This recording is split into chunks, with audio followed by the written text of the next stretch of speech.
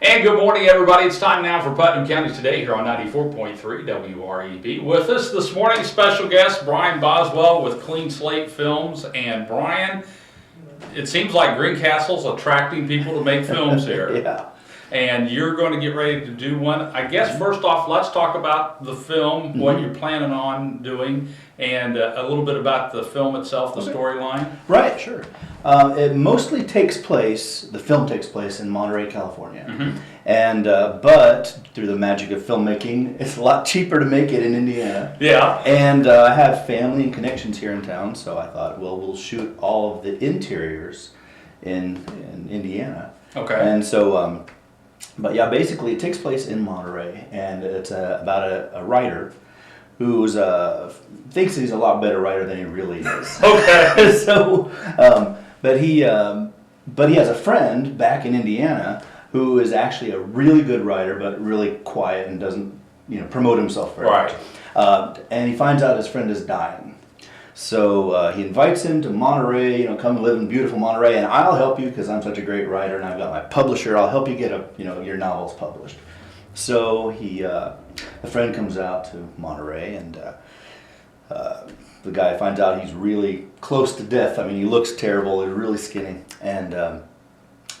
but he starts reading his novels, and he's just amazed. Like, one is just phenomenal. He really wants. He says, "Publish this novel first," and so he takes it and decides, well, wait a minute, my friend's going to be dying. There's this great novel. I've always wanted to be this great novelist, so I'll publish it, change his name to my name, and publish it. He'll die happy. He won't care. Right. And then I'll have this great novel my name. So, but yeah, things, as always in movies, don't go quite the way he expected, and his friend turns out to survive, miraculously survive. And so now the Monterey guy says, wow, I've got this novel. My name's about ready to be published in just a matter of weeks, and it's going to be hitting store shelves, and it's hugely popular. And now there's this guy who nobody knows from Indiana. Nobody will miss him, so maybe I have to take care of things that Mother Nature didn't take care of for me. So. All right. Well, we don't want to give too much away because we want people to see the movie. But again, a lot of that going to take place here in Greencastle. Yes. All of the, in fact, I wrote a list of locations, and you are the first person to see all of the list of locations I'm going to be using. Right. Some empty apartments.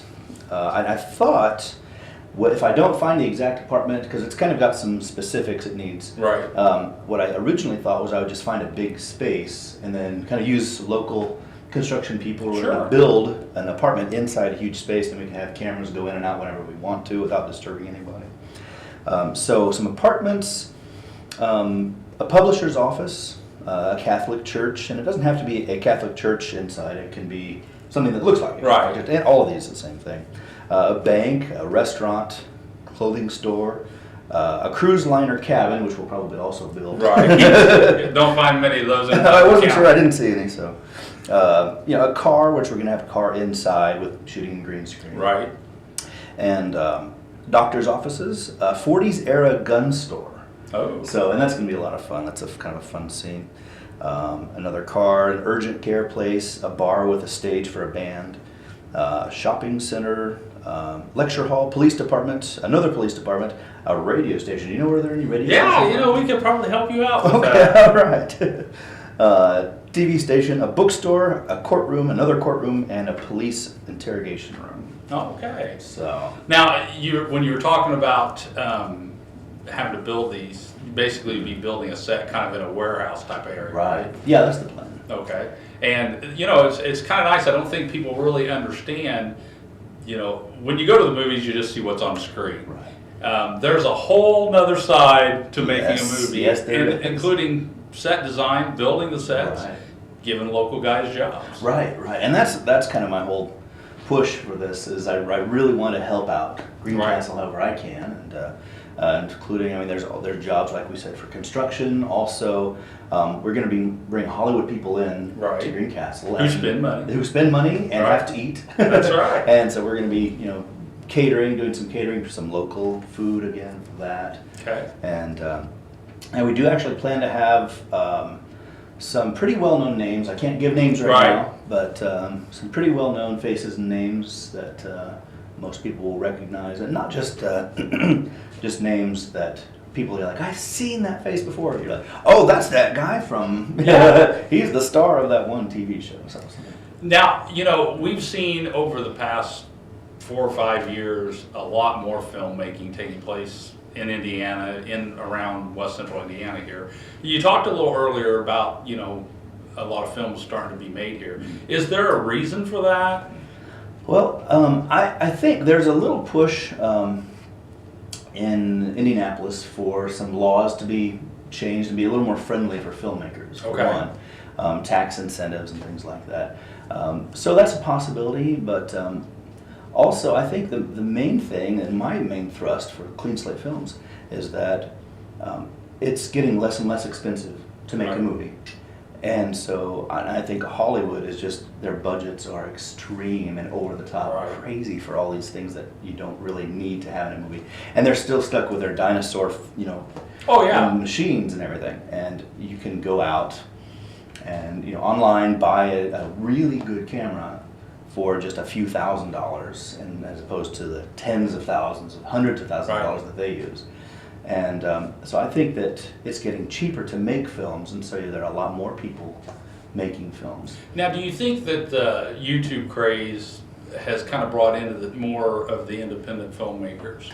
I think so, and it's making it a lot easier too to distribute, you know, movies. And they've started charging now, where you can say, I want to put my movie out there, but I don't just want it to be free. You know, I want to charge people to, you know, and if you have a good enough movie and get enough, that people will, you know, pay money to see it on YouTube. It's probably not the way I'm going to go first, but you know, and I think it makes it a lot better. People, and I know my kids are big YouTube fans.